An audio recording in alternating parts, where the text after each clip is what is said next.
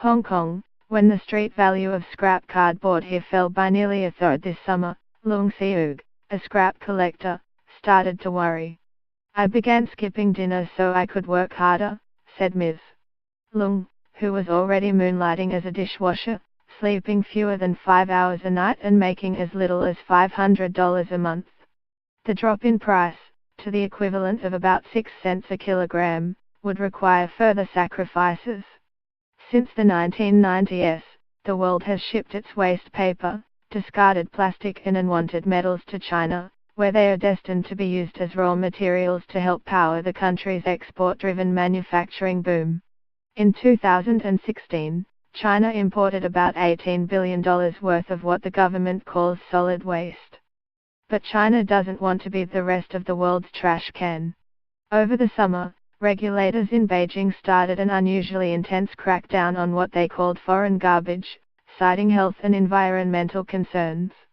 As with so much else in the global economy, China's decision is rippling through a vast supply chain that stretches from big waste companies in Texas to the cardboard grannies in Hong Kong like Ms. Leung that pick through mounds of paper and plastic. Scrap dealers are rushing to find buyers elsewhere in Asia, but the Chinese market is so large that it cannot be easily replaced.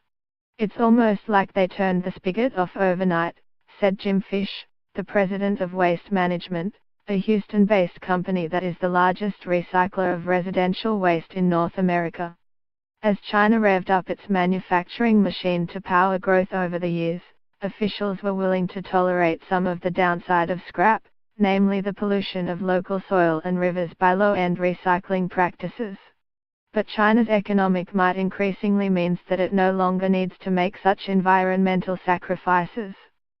Fears of widespread domestic pollution were amplified by Plastic China, a recent documentary film about a bleak town in the eastern province of Shandong where people earn their living by picking through scrap plastics and processing them in machines that belch black smoke.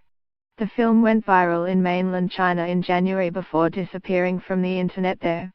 "Pollution in the industry is not only China's problem," said Wang Juliag, the film's director. "It's the world's common challenge," he said.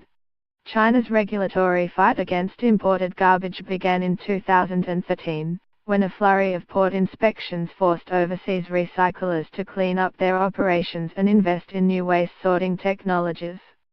In July, China raised the stakes by telling the World Trade Organization that it would ban 24 kinds of imported waste, including some types of paper and plastics, by the end of the year.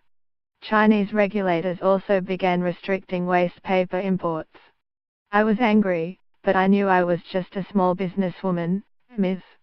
Leung, 63, said of the waste paper restrictions as she picked through cardboard, polystyrene and soda cans in a rat-infested alley in the Mong Kok district of Hong Kong on a recent morning. Ms.